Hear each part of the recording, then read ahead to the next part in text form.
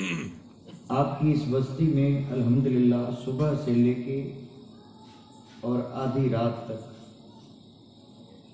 یعنی مکمل ایک دن اور آدھی رات، صبح سے لے کے اب تک جو کام ہو رہا تھا وہ سوائے علم کے اور کوئی بات نہیں تھی۔ سبحان اللہ، بے شک۔ یعنی چرچا علم ہی کا تھا۔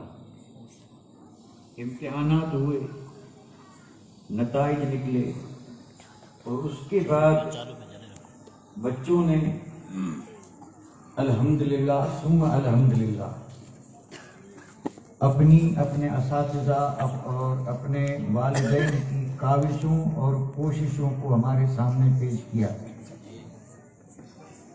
تو آپ اور ہم الحمدللہ اچھی طرح جانتے ہیں کہ یہ پروگرام بچوں کا تھا،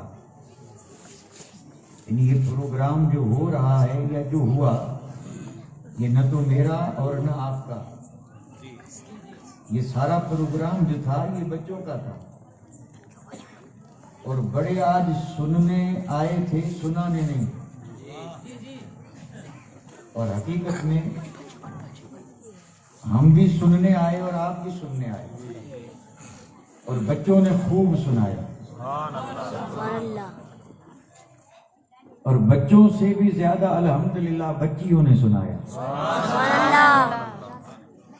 اور میں تو دل کی گہرائی سے کہہ رہا ہوں کہ سنانے کا حق ادا کر دیا۔ بھئی اللہ توفیق عطا فرمائے، دیکھو بغیر توفیق کے کچھ ہوتا نہیں، تو ہم سب مل کر کے اور اللہ تعالیٰ کے محبوب بندوں کے وسیلے سے سب سے پہلے دعا یہی مانگیں کہ اللہ توفیق عطا فرمائے۔ اچھا، توفیق کس چیز کی؟ یہ بچوں نے جتنے بھی پروگرام پیش کیے تقاریر کے، چاہے بچوں نے چاہے بچیوں نے، یہ نصیحت سے بھرپور باتیں تھیں۔ یعنی بچوں نے جو کچھ بھی ہمارے سامنے رکھا یہ سب نصیحت تھی۔ نصیحت کی ہمیں بچوں نے، تو ہمارا حق یہ بنتا ہے کہ ہم اسے یاد رکھیں، اس پہ عمل کریں۔ اگرچہ معاملہ الٹا ہے لیکن اس سے کوئی فرق نہیں پڑتا۔ دیکھو دنیا کا دستور ہے، ہر قوم ہر ملک اس چیز کو یعنی تسلیم بھی کرتے ہیں اور ہے بھی صحیح۔ بھئی نصیحت بڑے کرتے ہیں نا، نصیحت کون کرتا ہے؟ اگر میں آپ حضرات سے پوچھوں بھئی نصیحت کرنے کا حق کس کا ہے؟ ہر بڑے کا ہے کہ وہ چھوٹے کو نصیحت کرے۔ اور بالکل مسلمہ حقیقت ہے، آپ تاریخ پڑھ لیں، نصیحتیں کون کرتے ہیں؟ بڑے۔ اور کس کو نصیحت کریں گے؟ چھوٹے کو، تاکہ وہ چھوٹا بڑے کی بات مانے اور اس پر عمل کرے۔ اور یہ مسئلہ اپنی جگہ پہ، بڑے نصیحت کرتے ہیں یا نہیں کرتے وہ اس سے ہمیں کوئی لینا دینا نہیں، لیکن ہونا یہ چاہیے، ہر بڑے پر یہ حق ہے کہ وہ چھوٹے کو نصیحت کرے۔ لیکن ہم اور آپ دیکھ رہے ہیں کہ جب بڑوں نے اپنے اس فریضے سے کوتاہی برتی اور جب انہوں نے اس اپنے منصب کو ترک کیا، حق ان کا تھا انہوں نے چھوڑ دیا، تو اللہ کا فضل تو دیکھیں، میدان خالی نہیں ہے۔ یہ اس دین کی حقانیت ہے اور یہ علم کی عظمت ہے۔ بھئی بڑوں نے نصیحت کرنا چھوڑ دیا تو اللہ تعالیٰ نے بچوں میں یہ ہمت پیدا کی۔ یہ بچے اسٹیج پہ آ کے بڑوں کو نصیحت کر رہے ہیں، تو اب تو بڑوں کو ماننا چاہیے۔ بھئی بڑا بڑے کی نہ مانے لیکن بچے نصیحت کر رہے ہیں کہ صدر جاؤ۔ اور آخر میں ابھی جو بچی ہمیں اور ماؤں بہنوں کو جو نصیحت کر رہی تھی، اور یہ ایسی نصیحت تھی کہ اللہ توفیق دے اور اس پر اگر عمل ہو جائے تو کہتے ہیں کایا پلٹ، واقعی کایا پلٹ ہو جائے۔ تو یہ بچے تھے جو نصیحت کر رہے تھے، چونکہ معاملہ سارا علم کا تھا صبح سے اب تک، تو اس فقیر نے بھی اسی عنوان کو منتخب کیا، علم ہی کو۔ یعنی میں جو کچھ بھی عرض کروں گا علم کے متعلق، یعنی علم کی عظمت اور علم کتنا ضروری ہے اور علم کون سا ضروری ہے، اگرچہ بہت وسیع مضمون ہے، لیکن کوشش کروں گا کہ اللہ کرے سمجھ میں آ جائے، اور اگر سمجھ میں آیا تو ہر بڑا یہی ارادہ کرے گا کہ میں بھی علم حاصل کروں، اور ہونا بھی چاہیے۔ بھئی میں ایک بات ابتدا میں عرض کر دوں، میری تمہید جو ہے نا اس کو تو میں بعد میں شروع کروں گا، لیکن پڑھنا اور پڑھانا، ایک ہے پڑھنا اور ایک ہے پڑھانا۔ ہمارے ذہن میں یہ بالکل بات پختہ ہو چکی ہے کہ پڑھانا کام مولوی کا ہے اور پڑھنا کام بچے کا، بس یہ بالکل طے ہو چکا، اور چار دانگ عالم میں اسی پہ عمل ہو رہا ہے، یعنی مولوی صاحب پڑھائے اور بچہ پڑھے، حالانکہ یہ بالکل نہ سمجھی ہے، یہ معذرت کے ساتھ عرض کر رہا ہوں، یعنی ہم یہ سمجھتے ہیں کہ پڑھانا کام مولوی صاحب کا اور پڑھنا کام بچے اور بچیوں کا، حالانکہ ایسا نہیں ہے، ایسا نہیں ہے، بلکہ ہر عمر کا آدمی پڑھ سکتا ہے اور ہر عمر کا آدمی پڑھا سکتا ہے۔ بھئی پڑھنے کا مطلب ہے سیکھنا اور پڑھانے کا مطلب ہے سکھانا، تو یہ صرف دو جماعتوں کو سپرد کر دیا اور باقی نے ہاتھ اٹھا لیے، ایسا نہیں ہے۔ میں تو یہ عرض کر دوں، میرے آقا کے مقدس فرمان پہ اگر نظر رہے تو میرے آقا نے تو فرمایا سب پڑھاؤ، میں بڑی بات عرض کر رہا ہوں، سب، یعنی سب کو حکم دیا پڑھاؤ، اور پھر سب کو کہا کہ پڑھو۔ اب دیکھیے یہ جملہ بڑا عجیب ہے، سب پڑھاؤ اور سب پڑھو، تو یہ سب پڑھائیں گے سب پڑھیں گے تو پھر تو ہر گھر مدرسہ بنے گا، بنے گا یا نہیں بنے گا؟ اس پر اگر آپ مجھ سے دلیل مانگیں تو میں دلیل عرض کر رہا ہوں، اب غور فرمائیں، نہیں سمجھے آپ، یعنی سب پڑھاؤ، یہ جمع کا صیغہ بہووچن جسے آپ کہتے ہیں، پڑھاؤ، ہم کہتے ہیں مولوی صاحب پڑھائے، میرے آقا فرماتے ہیں سب پڑھو، تم بھی پڑھاؤ۔ اگرچہ آپ کہیں کہ ہم پڑھے ہوئے نہیں ہیں، یہ ایک الگ مسئلہ ہے، وہ بعد میں بات ہے، لیکن پہلے اس پہ غور کرو، پڑھنا پڑھانا، پڑھو پڑھاؤ، اور یہ پڑھنے پڑھانے کے لیے صیغہ جو استعمال کیا گیا حدیث پاک میں، پہلے حدیث سن لیں، میں حدیث کا صرف ایک جز پڑھوں گا کیونکہ مجھے اسی کو ثابت کرنا ہے کہ یہ سیکھنا سکھانا مولوی صاحب بچوں کا کام نہیں، سب کے لیے ضروری ہے، اور اس پر میں دلیل دے رہا تھا، حدیث پاک ہے، میرے آقا نے حکم فرمایا علموا اولادکم حب نبیکم، یہ حدیث پاک پڑھی میں نے، کیونکہ آپ نہیں سمجھے اس لیے آپ نے سبحان اللہ نہیں بولا، اور جو سمجھے انہوں نے الحمدللہ سبحان اللہ کا۔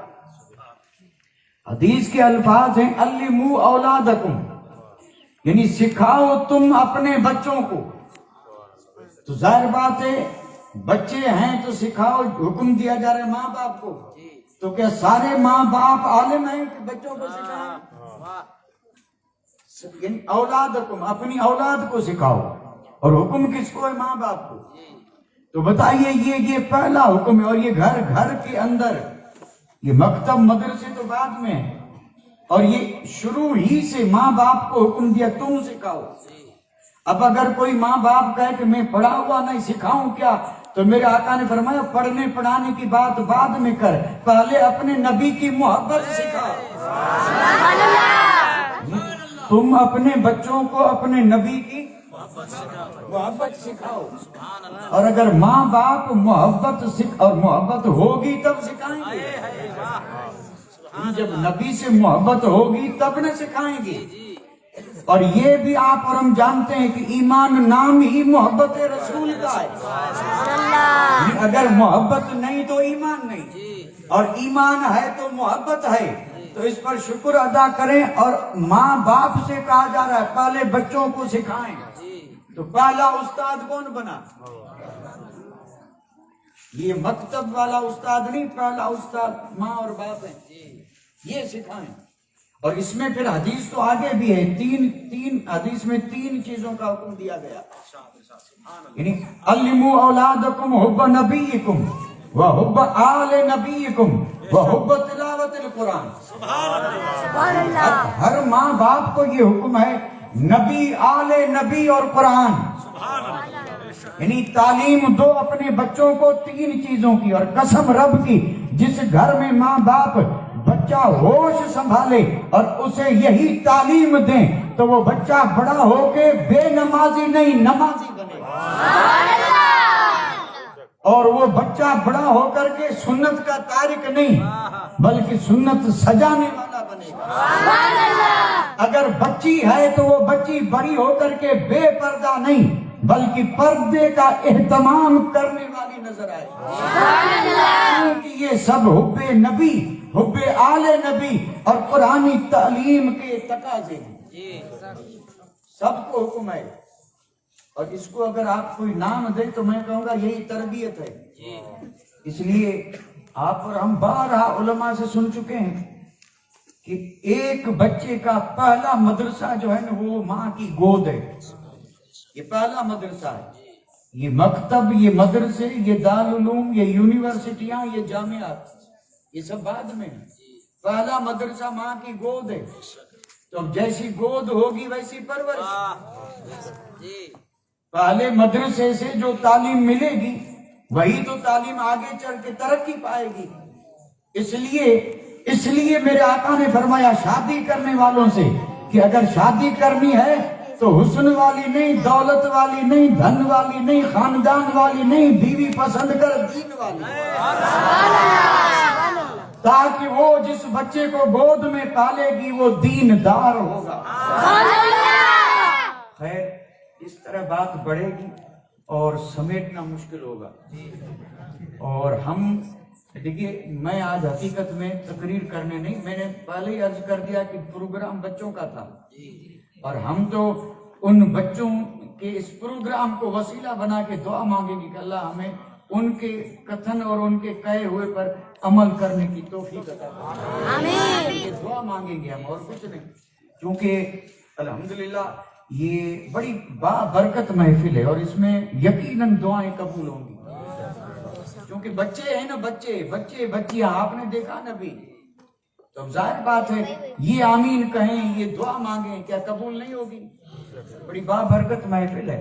اور میں اپنی تقریر یا گفتگو کا آغاز اب کر رہا ہوں، ظاہر بات ہے آغاز کر رہا ہوں تو میرے لیے لازمی اور ضروری ہے کہ میں بات کرنے سے پہلے جو میرے لیے ضروری ہے اسی چیز کو پہلے ذکر کروں، اور وہ ضروری کیا ہے کہ میں دل کی گہرائیوں سے پہلے تو ان سارے بچیوں اور بچوں کو مبارکبادی دے رہا ہوں۔ سبحان اللہ! مبارکبادی کے قابل ہیں یا نہیں؟ میں پہلے انہیں، اور اس کے بعد ان کے والدین، یعنی جو ان کے ماں باپ ہیں جنہوں نے اہتمام کیا، مدرسے میں بھیجا، چاہے تھوڑا سا وقت ہی صحیح لیکن بھیجا تب نا۔ اگر ماں باپ نہ بھیجتے تو استاد کسے پڑھاتا؟ تو اس کے بعد ماں باپ، اور ماں باپ کے بعد پھر اساتذہ جنہوں نے اتنی بڑی محنت کی، کوشش کی۔ یہ کوئی آسان کام نہیں ہے بھئی، اس میں بچے کا کمال نہیں ہے، کمال استاد کا ہے جس نے بچے کو تیار کیا۔ نہیں مانیں گے، اور اگر آپ کو ماننے میں نہ آئے تو میں اگر آپ میں سے کسی سے کہوں ذرا ادھر اسٹیج پہ آ کے تھوڑا سا بول کے دکھا، یعنی ہم تو بڑے طاقتور ہیں، پہلوان ہیں، ہر عمر کے ہیں، ذرا کوئی یہاں پر آ کے اور آپ لوگوں کے سامنے کھڑے ہو کر کے تھوڑا سا بول کے دکھا دے، بھائی وہ ٹانگیں کانپیں گی اور وہ اس کے لیے بیٹھنا بھی بھاری ہو جائے گا۔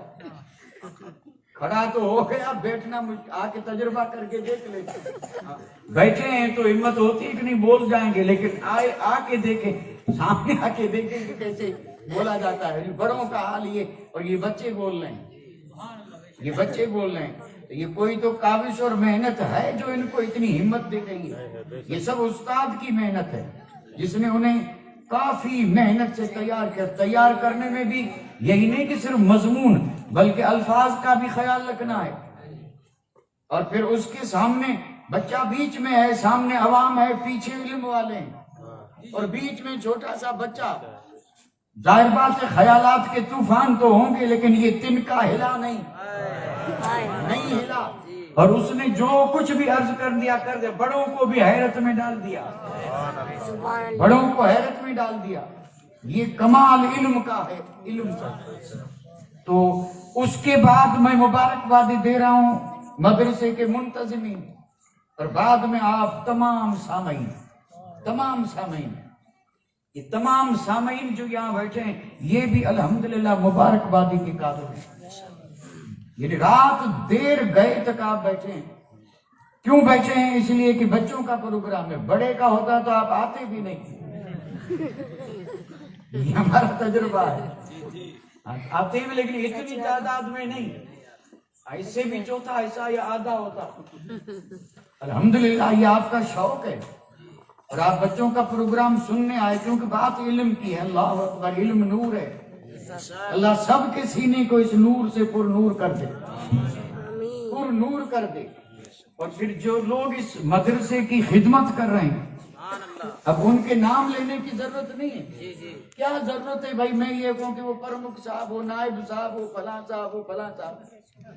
سب جانتے ہیں کہ جو جتنی کاوش کر رہا ہے سب مبارکباد کے قابل ہیں.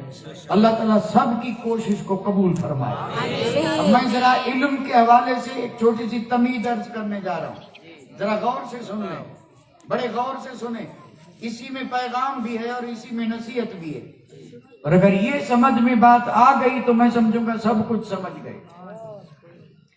پوری دنیا میں آپ انسانوں کا جائزہ لیں، کوئی آدمی آپ کو ایسا نہیں ملے گا کہ جس کے دل میں کوئی آرزو نہ ہو. ہے کوئی ایسا جس کو آرزو نہ ہو؟ آرزو تو سمجھ رہے نا، امید. اور پھر امیدیں بھی اب کیا کہا جائے. امیدیں سب کے دل میں ہیں یا نہیں؟ امید ہے، امنگ ہے، آرزو ہے. اور آرزویں اتنی، دعا کریں جائز ہوں تو اللہ پوری فرما دے. اور یہ بھی کوئی غلط کام نہیں ہے. اور یہ تو مسئلہ ایسا ہے کہ کہتے ہیں کہ امید پہ تو دنیا چل رہی ہے. اگر امید نہ ہو تو آدمی ایک قدم بھی نہیں بڑھا سکتا. امید پہ یہ سارا جہان جو ہے یہ ٹکا ہوا ہے. یہ بھی اللہ کی قدرت ہے. تو آرزویں ہیں ہر آدمی کے دل میں، چاہے مومن ہو چاہے مومن نہ ہو، ہر آدمی کے دل میں امیدیں، آرزویں ہیں. اور پھر چھوٹی، بڑی، اہم، غیر اہم، یہ اپنی جگہ پہ ہیں، اپنی جگہ پہ. اب میں سوال کر رہا ہوں، کیونکہ بات بڑھانا نہیں ہے، سوال کرنے جا رہا ہوں. غور سے سنیں. سوال میرا یہ ہے کہ ایک صاحب ایمان، آپ ذرا خوش ہو جائیں، صاحب ایمان اور ایک بے ایمان. بے ایمان کے دل میں بھی آرزویں ہیں، صاحب ایمان کے دل میں بھی آرزویں ہیں. تو کیا دونوں کی آرزویں برابر ہونی چاہیے یا کچھ فرق؟ الحمدللہ آپ کہیں گے ایک دو نہیں بلکہ سینکڑوں فرق. کیونکہ بے ایمان مدینے کی آرزو نہیں کرے گا. بے ایمان کبھی یہ نہیں کہے گا کہ ایک بار میں دیکھوں اللہ کا گھر، دیکھوں محبوب کا در، دیکھوں. یہ آرزو صرف ایمان والے کی ہوگی. اور بے شمار آرزویں ہیں جو کہ صرف مومن کو ملی ہیں. حقیقت ہے. تو اللہ کرے جائز آرزو پوری ہو. اب مومن کے دل میں جتنی آرزویں ہیں، میں سوال یہ کر رہا ہوں کہ ان سب میں اہم، سب میں اعلیٰ، سب سے اونچی، سب سے ضروری آرزو کون سی؟ یہ ہے اہم سوال. امیدیں رکھیں، آرزویں رکھیں، آرزو پورے ہونے کی دعائیں کریں، وسیلوں کے ذریعے دعائیں کریں کہ مولا یہ آرزو پوری ہو، یہ آرزو پوری ہو. اب ہمارے دل میں آرزویں کیا ہیں یہ ہر آدمی جانے گا، سوائے ولی کے دوسرا نہیں جان سکتا. سب کے دل میں آرزویں ہیں. آدمی آنکھ بند کر کے خود اپنے اندر کے قاضی سے پوچھے کہ بتا آرزویں کیا ہیں, تو پھر ایک لسٹ ہوگی جو پڑھیں تو فجر ہو جائے. مال کی آرزو, گاڑی کی آرزو, جاگیر کی آرزو, دھن دولت کی آرزو, یہ وہ فلاں فلاں آرزویں بے شمار ہیں. اور میں نے کہا جائز ہوں تو اللہ پوری کرے, اور ناجائز ہو تو اللہ اس آرزو کو جڑ سے ختم کرے. ایسی آرزو رہے بھی نہیں. ایک مومن کی آرزو کیا ہونی چاہیے؟ یعنی یہ تو سب آرزویں ہیں, لیکن کیا آرزو مومن کی ہونی چاہیے؟ یہ ہے جملہ. میں دوہرا رہا ہوں تاکہ یاد ہو جائے. یعنی بے شمار آرزویں ہیں, لیکن ایک مومن کی آرزو یہ ہونی چاہیے. کیا؟ ایک مومن کی آرزو یہ ہونی چاہیے. تو وہ آرزو کیا ہے؟ اب سنیں کسی صاحب درد سے. وہ یہ کہتا ہے کہ آرزو یہ ہے, آرزو یہ ہے کہ تعلیم قرآن عام ہو جائے. آرزو یہ ہے کہ تعلیم قرآن عام ہو جائے اور ہر پرچم سے اونچا پرچم اسلام ہو جائے.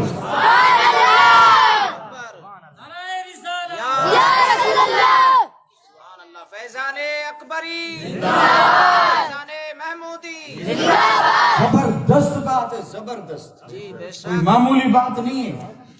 یعنی ایک مومن کی آرزو ساری آرزوؤں سے پہلے, ساری آرزوؤں سے اوپر, اور ساری آرزوؤں سے اہم اور خاص آرزو کیا ہے؟ بس وہ یہی چاہتا ہے کہ قرآن کی تعلیم عام ہو جائے. عام ہونے کا مطلب, عام ہونے کا مطلب یہ ہے کہ گھر گھر میں قرآن کی تعلیم ہو. عام اسی کو کہتے ہیں. اور اگر صرف مسجد میں ہے, صرف مدرسے میں ہے, تو یہ خاص ہے. اور یہ خاص کی آرزو رکھنا یہ یعنی بالکل اصول اور قاعدے کے خلاف ہے. ہم یہ آرزو رکھیں کہ قرآن کی تعلیم صرف مسجد تک رہے, قرآن کی تعلیم صرف مدرسے تک رہے, قرآن کی تعلیم صرف خانقاہ تک رہے, قرآن کی تعلیم صرف مرشدان برحق تک رہے, قرآن کی تعلیم صرف علماء تک رہے.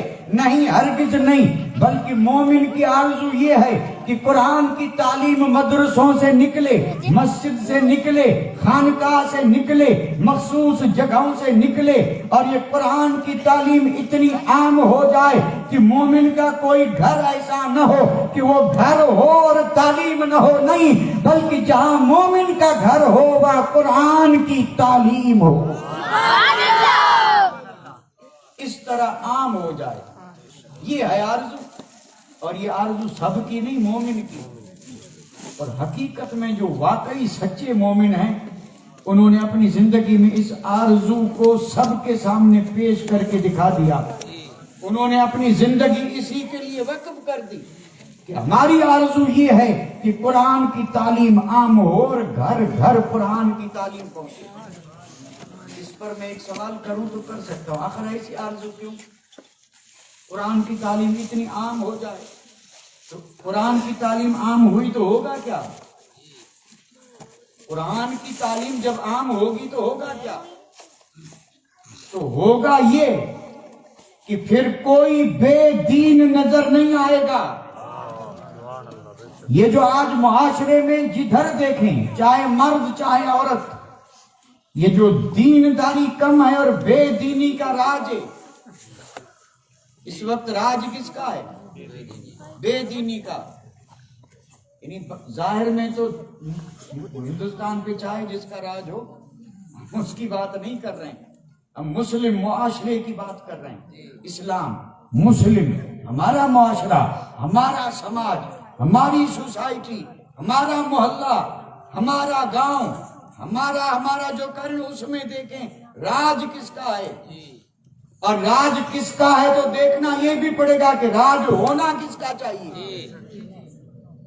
جس نے پڑھا لا الہ الا اللہ محمد الرسول اللہ, اور جب یہ کلمہ پڑھا تو اب راج اس کا نہیں، راج دنیا کا نہیں، اب اس کے گھر میں راج دین مصطفیٰ کا ہوگا۔ اور جب راج دین کا ہوگا تو بے دینی بھاگے گی، نظر ہی نہیں آئے گی۔ اور جب دین کا راج نہیں ہوگا تو پھر تعلیم قرآن کا راج نہیں ہوگا تو پھر کیا ہوگا؟ بے دینی۔ آج راج بے دینی کا ہے، اس پر مجھے دلیل دینے کی کوئی ضرورت نہیں، کیونکہ اس راہ پہ چلیں گے تو ہو سکتا ہے کہ پھر آپ کا بیٹھنا جو ہے ذرا مشکل ہو سکتا ہے، بالکل مشکل ہو سکتا ہے، کیونکہ دینداری کیا ہے، بے دینی کیا ہے، اس کو بتانے کے لیے جب ذکر شروع کریں گے تو کہیں سے بھی لوٹ پھر کر کے بات آئے گی۔ اب اگر ایک بات آتی برداشت کر لیتے، دو باتیں آتی برداشت کر لیتے، اور یہاں تو تانتا بندہ ہے، آ رہی ہیں، یہ بے دینی، یہ بے دینی، یہ بے دینی، یہ بے، تو پھر دین ہے ہی کہاں؟ تو راج بے دینی کا نہیں تو اور کیا؟ راج بے دینی کا ہے۔ اور ابھی 2 دن کے بعد آ رہا ہے رمضان شریف، اور یہ رمضان خود فیصلہ کر دے گا کہ راج کس کا ہے۔ اگر گھر میں دن میں چولہا نہ جلا تو دین کا راج ہے، اور اگر رمضان میں بھی گھر میں چولہا جلتا رہے تو سمجھ لینا کہ یہ بے دینی کا راج ہے۔ اور یہ راج اس لیے ہے کہ تعلیم قرآن نہیں ہے۔ اگر قرآن کی تعلیم ہوتی تو یہ بے دینی کا راج نہ ہوتا۔ تو تعلیم قرآن عام ہو جائے تاکہ ہر آدمی دیندار بن جائے، اور جب ہر آدمی دیندار ہوگا تو کیا ہوگا؟ اس کا بھی جواب ہے، اور وہ اسی بند میں ہے جو ابھی میں نے پڑھا۔ یعنی آرزو یہ ہے کہ تعلیم قرآن عام ہو جائے، یعنی ہر آدمی قرآن کی تعلیم سے آراستہ ہو جائے، ہر آدمی یہ سمجھ لے کہ قرآن کیا تعلیم دیتا ہے، قرآن کیا پیغام دیتا ہے، قرآن کیا حکم دیتا ہے۔ ہر آدمی اگر اس چیز سے واقف ہو جائے تو پھر یہ بنا دیندار، اور جب دیندار بنا تو ہوگا کیا؟ اب اس کا جواب سنیں۔ ہر پرچم سے اونچا، ہر پرچم سے اونچا پرچم اسلام ہو جائے۔ یعنی اگر ہر آدمی دیندار ہو جائے اور ہر جگہ پہ راج دین کا ہو جائے تو ہر جگہ پہ جتنے بھی باقی پرچم ہیں وہ سب رہ جائیں نیچے، اور ہر پرچم سے اونچا پرچم اسلام ہو جائے۔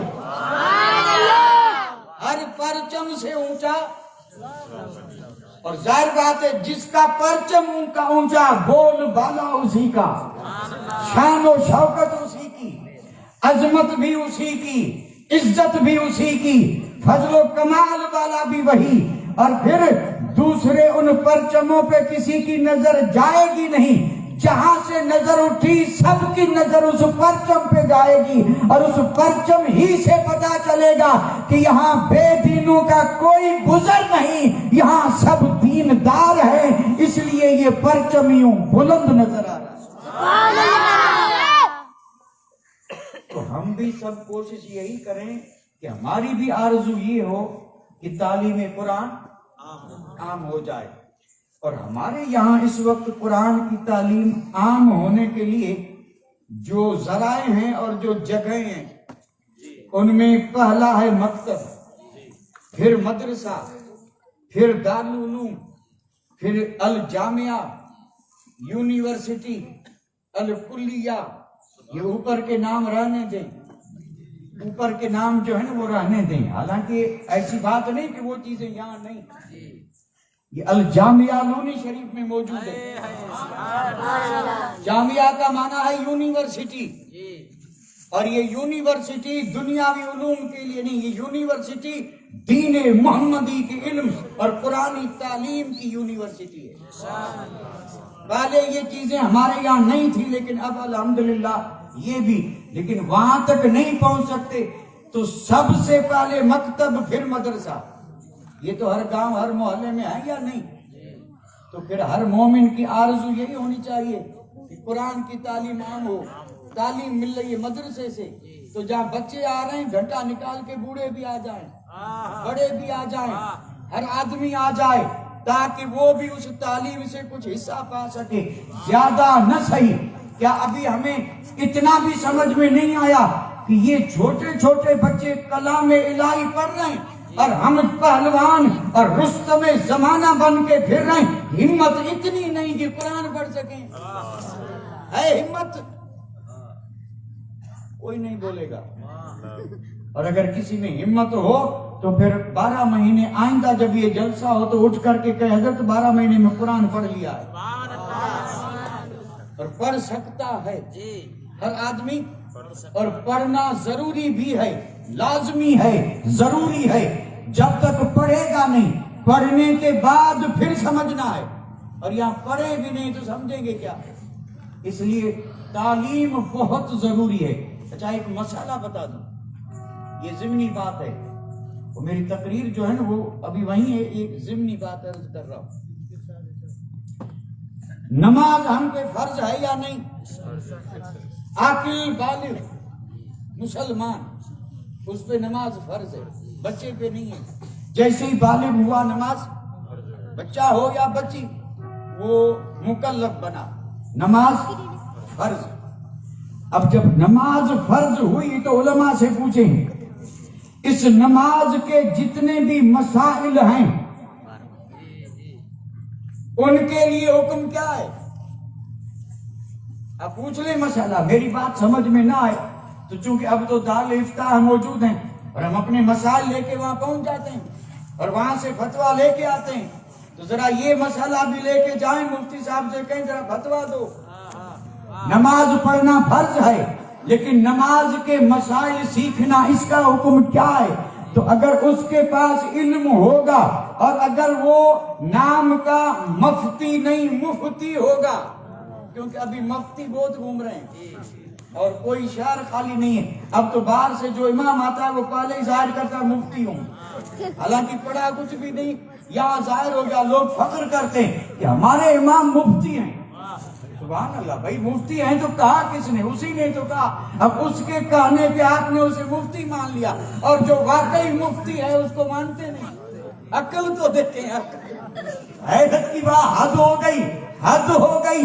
جو ہیں انہیں مانتے نہیں, اور جو آگے دعویٰ کرے کہ میں مفتی ہوں اور پھر اس سے گھبراتے تھے, پوچھتے بھی نہیں. کوئی مسئلہ تو پوچھ کے دیکھے, مفتی صاحب سے مسئلہ تو پوچھے. کوئی نہیں پوچھتا, کوئی نہیں, کبھی نہیں پوچھا, کبھی نہیں پوچھا, ہمت ہی نہیں ہے. بھائی چلو بڑے مسائل کو رہنے دے, اس سے ذرا نماز ہی کے مسائل پوچھ کے دیکھ لے, تاکہ مفتی صاحب کا پتہ چلے کہ یہ مفتی ہے یا مفتی ہے. پرکھنا تو چاہیے, لیکن یہاں پرکھنا ورکھنا کچھ نہیں, بس جو ہے قبول ہے اور جو کرے وہ صحیح ہے. غور فرمائیں, غور. میں مسئلہ یہ عرض کر رہا ہوں, نماز فرض ہے تو نماز کے مسائل کا سیکھنا بھی فرض ہے. نماز کے مسائل سیکھنا بھی فرض ہے. اب نماز تو پڑھ رہا ہے, مسائل سیکھے نہیں, اور جب مسائل نہیں سیکھے تو اسے کوئی علم نہیں کہ ہو رہی ہے کہ نہیں ہو رہی ہے. کوئی کسی کو علم؟ قبول یہ الگ چیز ہے, قبول ہونا یہ الگ چیز ہے, اور ایک یہ ہے کہ نماز کا درست ہونا یہ الگ چیز ہے. یعنی نماز صحیح, اور نماز صحیح تب ہوگی جب نماز کے مسائل سے واقف ہوں گے. اور نماز ہوتی کس سے ہے, نماز ٹوٹتی کیسے ہے, نماز کے لیے فرض کیا ہے, نماز کے لیے واجب کیا ہے, اور نماز پڑھنے کا طریقہ کیا ہے, بیٹھیں کیسے, اٹھیں کیسے, قعدہ کیسے, قعود کیسے, قیام کیسے, تکبیر تحریمہ میں ہاتھ کیسے اٹھائے جائیں, یہ ساری چیزیں نماز سے تعلق رکھتی ہیں. اور اگر سیکھیں گے نہیں تو پھر یہ ادا نہیں ہوں گی, اور ادا نہیں ہوئی تو نماز درست نہیں ہوئی, اور جب درست نہیں ہوئی تو قبول کیسے ہوگی. کچھ بات سمجھ میں آ رہی ہے؟ سمجھ میں آ رہی ہو تو الحمدللہ سب سے پہلے کوشش یہی کریں تاکہ محنت ضائع نہ جائے، ورنہ سردیوں میں ٹھنڈے پانی سے وضو کرنا، گھر سے چل کر کے آنا اور پھر آ کر کے پڑھنا اور یہ سمجھنا کہ پڑھ لی. میں یہ نہیں کہتا کہ بھئی ہوئی نہیں ہوئی قبول نہیں، یہ تو اللہ جانے، لیکن شریعت اپنی جگہ پہ جو حکم دیتی ہے اس کو ظاہر کرنا لازمی ہے. رمضان آ رہا ہے، روزہ رکھنا ہے، لیکن یہ معلوم ہونا بھی فرض ہے کہ روزہ ٹوٹتا کس سے ہے، مکروہ کس سے ہوتا ہے، روزہ رکھا کب جائے، افطار کب کیا جائے.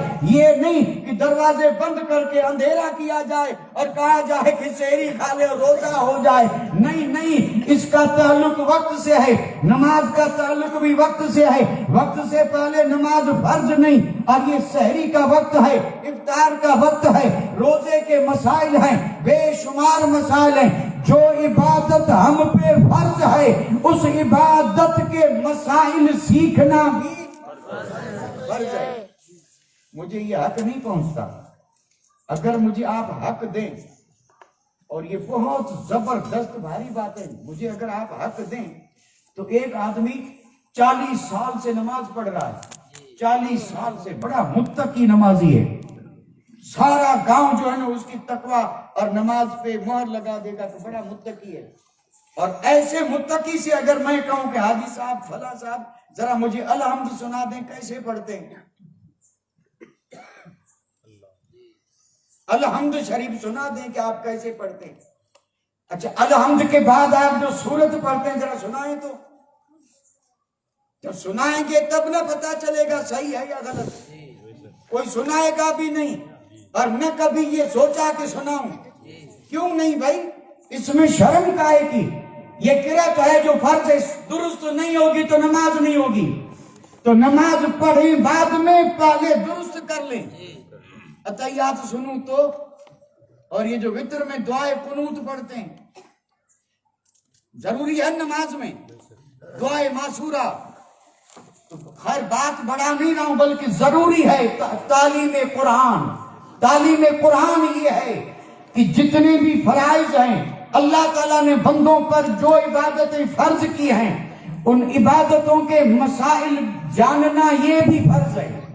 اور یہ جاننا سیکھنا تب ہوگا جب علم سے رابطہ اور واسطہ رکھیں گے، یعنی پڑھیں گے. اگر پڑھے ہوئے ہیں تو ان کتابوں کو پڑھیں، اور ہر زبان میں کتابیں لکھی ہیں، ہر زبان میں کتابیں لکھی ہیں. آپ اگر کسی کے پاس نہیں جا سکتے تو مسائل کو کتاب سے پڑھیں، لیکن قرآن نہ پڑھیں. مہربانی قرآن کسی دوسری زبان میں نہ پڑھیں. اگر کوئی پڑھ رہا ہو تو میں دست بستہ عرض کر رہا ہوں، قرآن پڑھنا ہے تو استاد سے آ کر کے سیکھیں.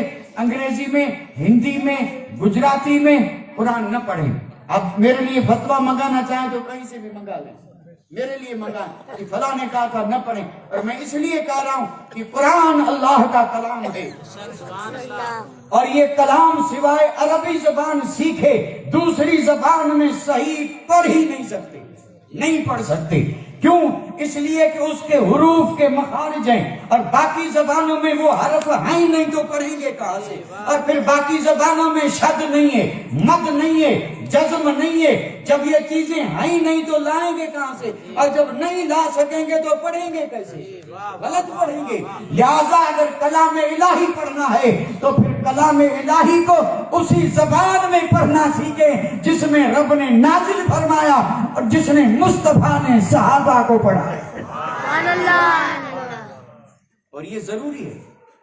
قرآن پڑھنے میں کتنا ثواب ہے معلوم ہے؟ 1 حرف پڑھیں 10 نیکی. لیکن کب؟ جب صحیح پڑھیں. یہ سن لیں، سب جانتے ہیں کہ 1 حرف پڑھیں تو 10 نیکی. ہاں بالکل، یعنی یہ 1 حرف. اور یہ جب آیت اتری تھی، جب یہ حدیث میرے آقا بیان کر رہے تھے، بڑی مشہور بات ہے، اور میں تو تمام ایمان والوں سے اچھا ہی گمان رکھتا ہوں. میں جو بھی بیان کرتا ہوں مجھے دل میں پہلے خیال آتا ہے کہ یہ سب جانتے ہیں. پہلے مجھے یہ، پھر میں گھبرا جاتا ہوں کہ جان، تو پھر ہمت کر کے بتا دیتا ہوں. لیکن مجھے کسی کے بارے میں کبھی یہ خیال نہیں آیا کہ یہ نہیں جانتے. جانتے ہیں. قرآن میں ثواب ہے یا نہیں؟ میرے آقا نے فرمایا ثواب، اور پھر فرمایا یہ مت سمجھو کہ الف لام میم حرف ہے، فرمایا الف حرفن لام حرفن میم حرفن۔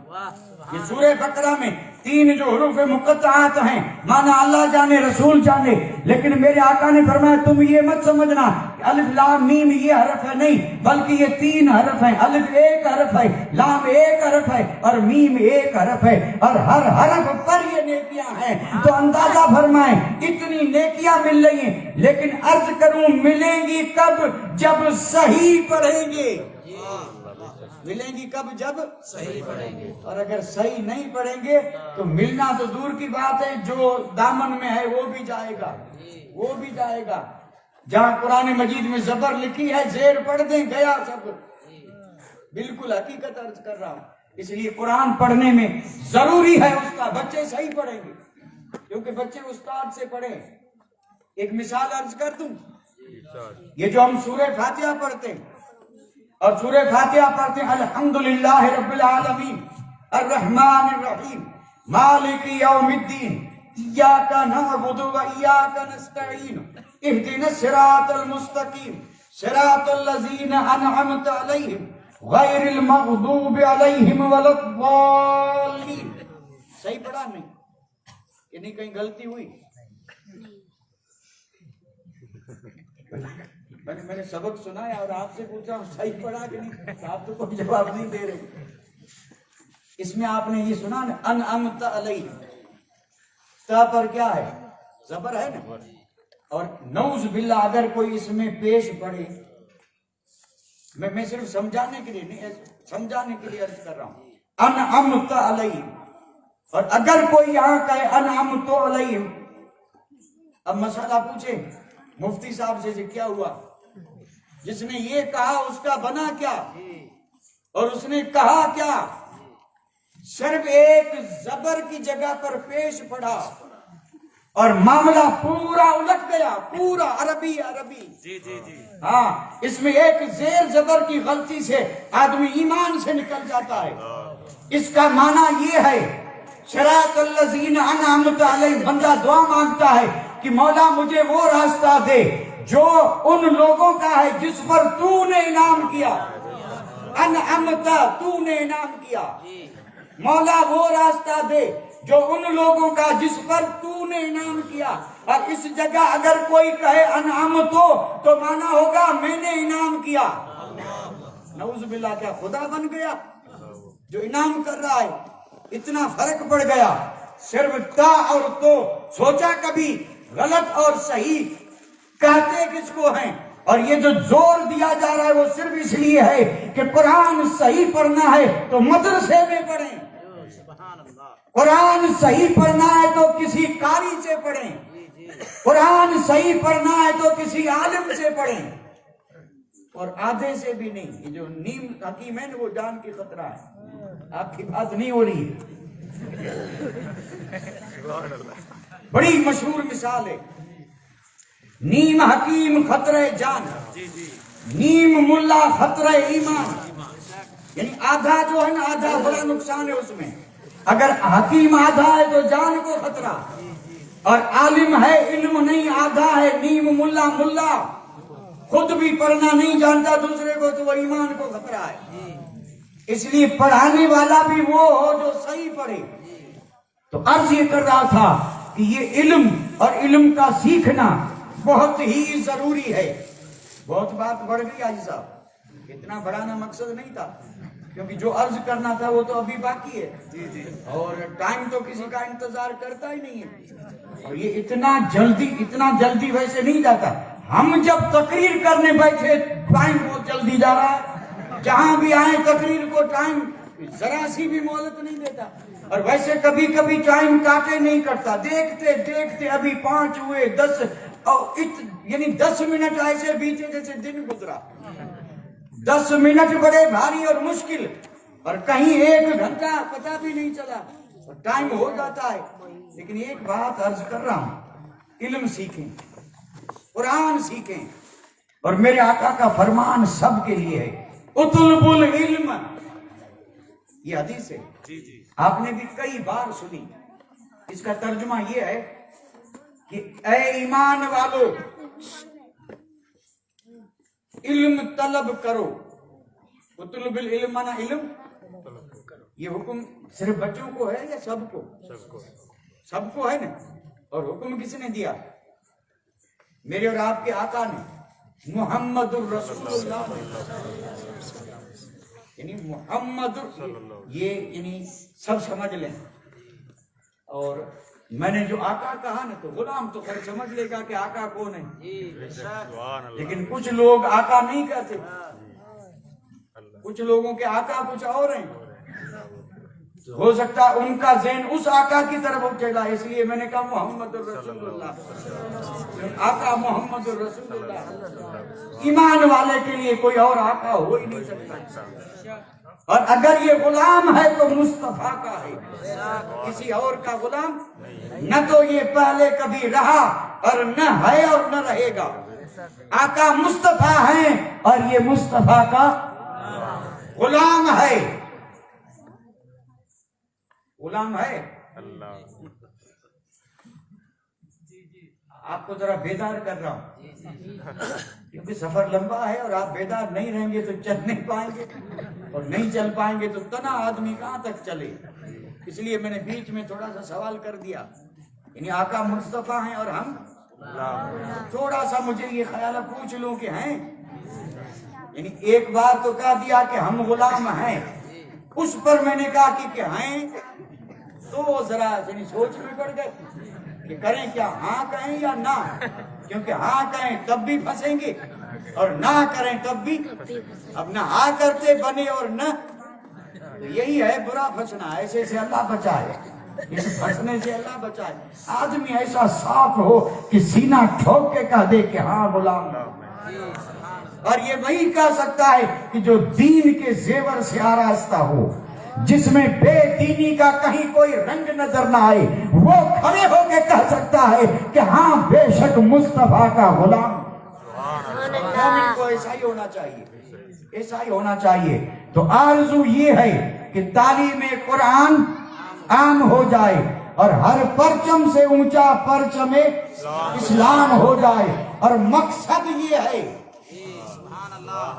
मकसद ये है कि जहालत का अंधेरा दूर हो जाए। यही मकसद होना चाहिए। इस पर मैं अब तकरीर नहीं करूंगा, क्योंकि वो आरज़ू वाली तकरीर भी बहुत लंबी हो गई और मकसद वाली तकरीर फिर उतनी होगी। मकसद ये है कि जहालत का अंधेरा दूर हो जाए और हर मोमिन का दिल, हर मोमिन का दिल कुरान से, ऐसे नहीं हाँ जी, चाहे कुरान को हाथ में लगाए और नूर हो जाए, सीधे पहुंच गए। मोमिन का दिल नूर हो जाए, नूर होगा लेकिन बीच में कुरान आना जरूरी है, क्योंकि नूर कुरान देता है और कुरान मुस्तफा ने दिया है। तो अगर दिल को पुर नूर करना है तो पुर नूर करने के लिए दिल में कुरान को बसाना होगा। और कुरान जब किसी दिल में आया तो अब ये दिल नूर से भर गया।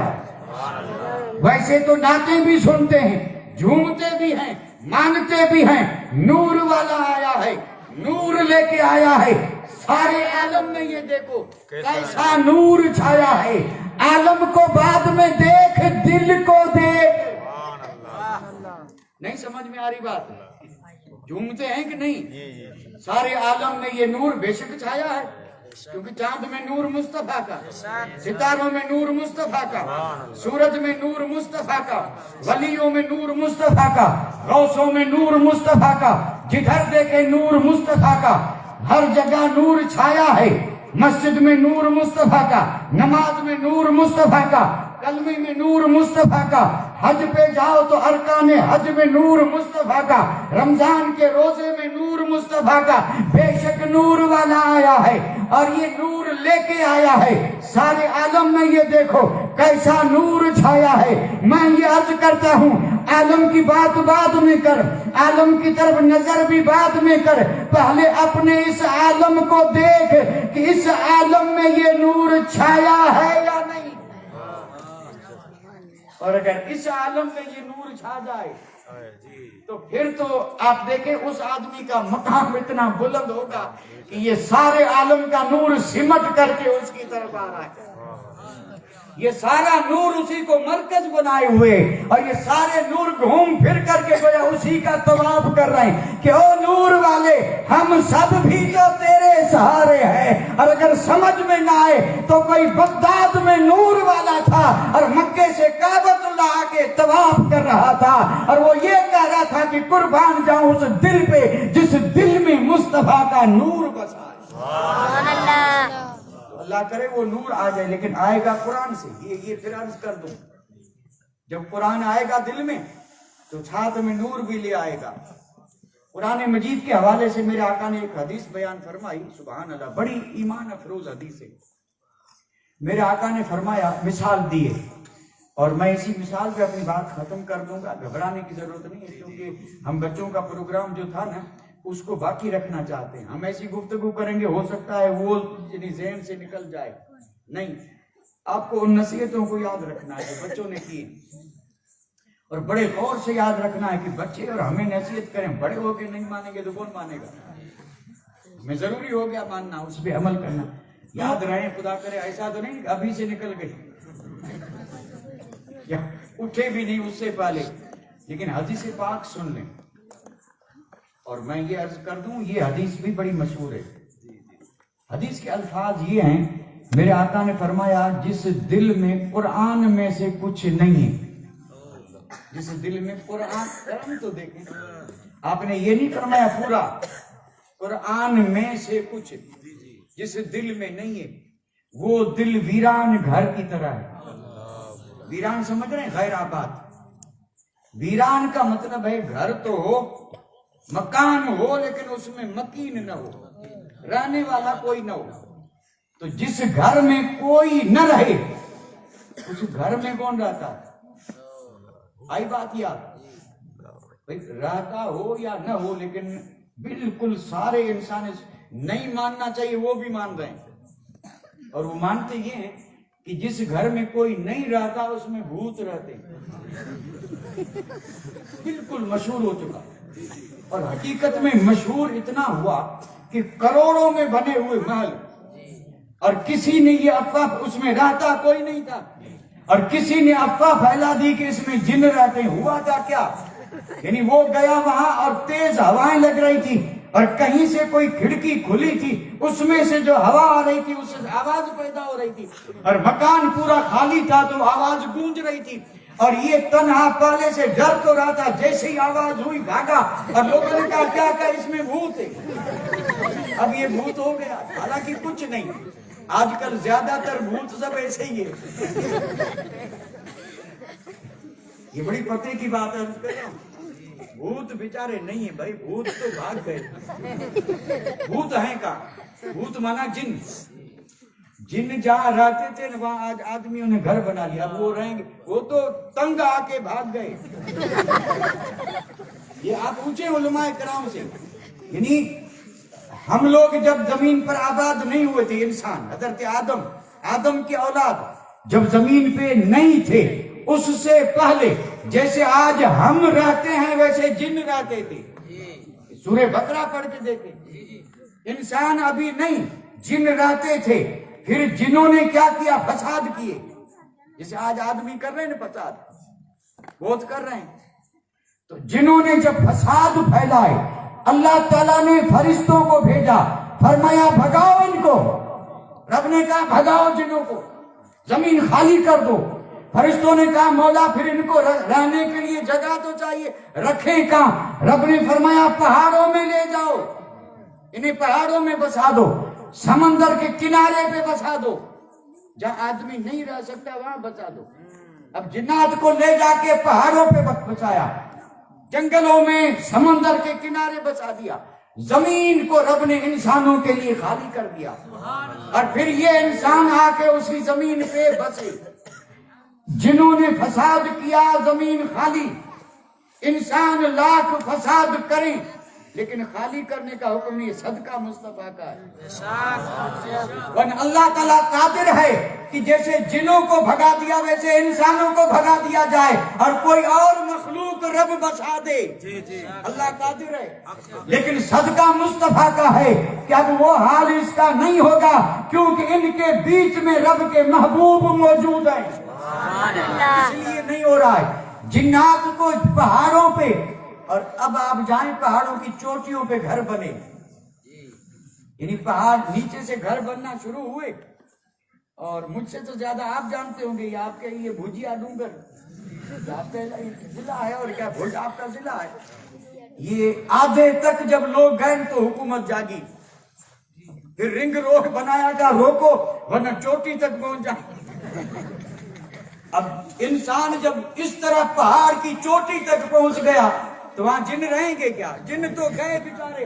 اب جہاں اللہ نے چاہا، اور یہ انسانوں نے اتنا ان پہ ظلم کیا، حد ہو گئی، اور یہ بھی ان کا قصور نہیں، بڑھ گئے، رہے گا۔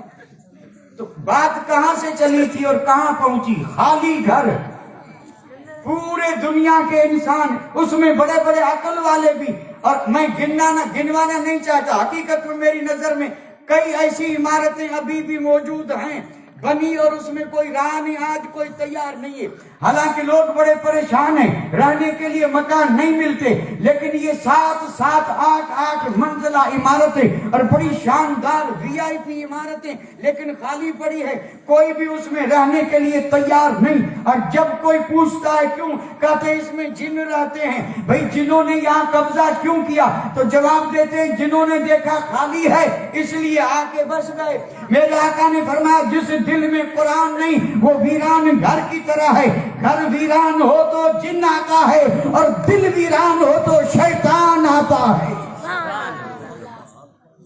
کوئی مانے یا نہ مانے اس کی مرضی، اور دل جو ہے نا یہ راجدھانی ہے، دل راجدھانی ہے، اس میں جو آئے گا نا سارے جسم پہ اسی کا رنگ نظر آئے گا۔ آج بھی ہندوستان دیکھ لیں، دلی میں جو تخت پہ بیٹھا تو پورے ملک کا رنگ بدل گیا۔ حد تو یہ ہے کہ یہ ہائی وے کے بورڈ جو ہے اس کا بھی رنگ بدل گیا، اس کا بھی رنگ۔ اور اگر اجازت دیں تو عرض کر دوں، ہنسنا مت، یہ جو ہم ماوا کھاتے ہیں اس میں جو وہ چونا ڈالتے ہیں اس کا بھی رنگ بدل گیا۔ بدلا یا نہیں بدلا؟ کیوں بدلا؟ اس لیے کہ دلی میں جس کا راج ہے یہ رنگ اس کا ہے۔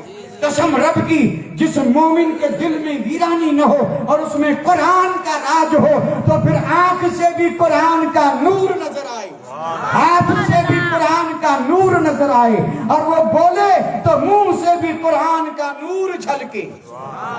لیکن شرط یہ ہے کہ یہ دل ویران نہ ہو، اس میں قرآن ہو۔ میرے آقا نے فرمایا جس دل میں کچھ قرآن، کرم تو دیکھیں آپ، اگر 2-4 سورتیں بھی یاد کر لیتے ہیں تو الحمدللہ آپ کے دل میں کچھ ہے۔ آج میں نے ان بچوں کا امتحان لیا، کوئی ایسا نہیں تھا کہ جس کے دل میں 10-15 سورتیں نہ ہوں۔ 10-15 سورتیں ان کے دل میں تھی، اور یہ مجھے چونکہ میں نے امتحان لیا تھا تو ہر بچے کے دل میں 5-6 سورتیں تھی۔ اچھا یہ بچوں کو چھوڑ کے بڑوں کا اگر مجھے آپ کہیں امتحان لو، اور پھر میں بڑوں سے پوچھوں بتا کتنی سورتیں یاد ہیں، جھگڑا ہو جائے گا۔ کہیں ہم نے آپ کو یہاں تقریر کے لیے بلایا تھا، بڑوں کا امتحان لینے نہیں بلایا تھا۔ اور کسی میں ہمت ہو تو ذرا رکھ کے دیکھے ایسا پروگرام، اور بلا کے دیکھے کہ فلاں گاؤں میں بڑوں کا امتحان لینا ہے، اور امتحان صرف یہی ہے کہ سورتیں کتنی یاد ہیں۔ آپ میں اگر ہو ہمت، ایک جملہ نہیں بولوں گا، بہت بھاری ہے یہ، اس رات میں صاحب 1 بج رہا ہے اور یہ جملہ بولے نہیں بولوں، اللہ کرے سمجھ میں آ جائے۔ اگر ہمت ہے تو آپ کو 12 مہینے کی مہلت ہے۔ جو بھی یہاں موجود ہیں ہمت کر کے چند سورتیں یاد کر لیں، اور آئندہ اسی تاریخ کو اسی جلسے کو رکھیں کہ بڑوں نے جلسہ رکھا ہے اور اتنی صورتیں اور اتنا قرآن اتنوں نے پڑھ لیا، اتنوں نے یاد کر لیا، بچوں کا نہیں بڑوں کا جلسہ۔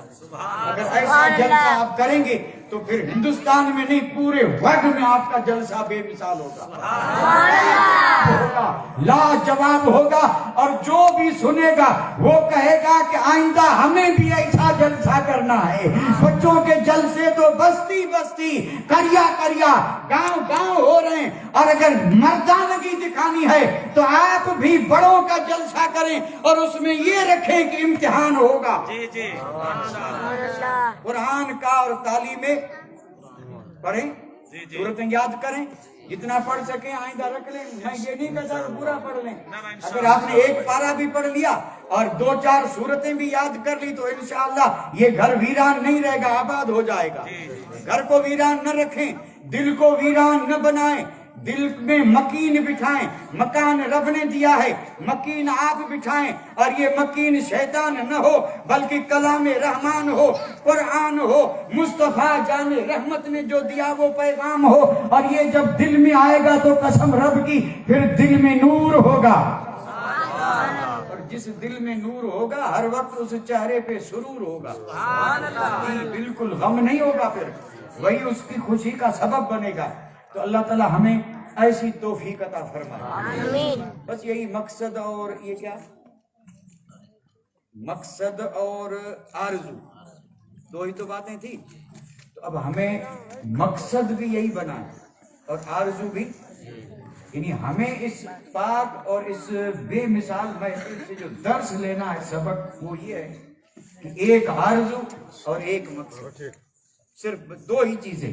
یعنی ہم یہ عہد کر لیں کہ آرزو یہ کہ قرآن کی تعلیم عام ہو، اور مقصد یہ کہ قرآن سے کیا ملے، نور ملے، اور ہمارے دل میں بھی قرآن سے کچھ، اللہ اکبر، قرآن کا اگر ایک لفظ بھی آ گیا، ایک حرف بھی آ گیا، ایک صورت بھی آ گئی تو بس وہ دل جو ہے اب یہ ویران نہیں رہے گا، اب یہ دل گویا کہ آباد ہو گیا۔